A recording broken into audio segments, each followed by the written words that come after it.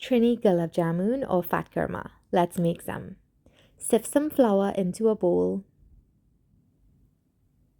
and add some full cream milk powder, elychee or cardamom, cinnamon, fresh ginger, and of course some butter, because butter makes everything better. I did this in my food processor, or you can cut it into very small cubes. Make sure it's very cold, and now you want to mix it in until everything's incorporated. Add some sweetened condensed milk, and then knead your dough with some cold evaporated milk.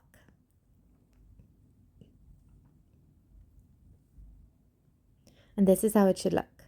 Break off piece of the dough, and then you're going to squeeze and rotate as you go along because you want a crack-free gulab jamun. This is how it should look. Or you can roll it into a ball first and then squeeze and do the same motion. This is just the easiest for me. Then you're going to fry it at 300 degrees Fahrenheit for about 10 minutes and keep turning it as you fry so it gets an even brown color.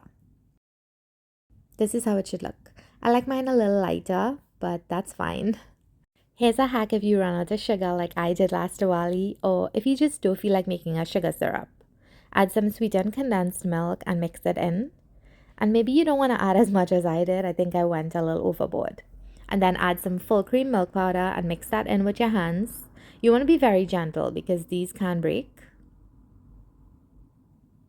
And this is how it looks. I thought I'd show you something new this Diwali.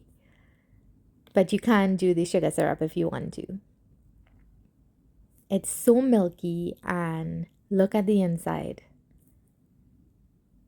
It's so rich and yummy and full of spices.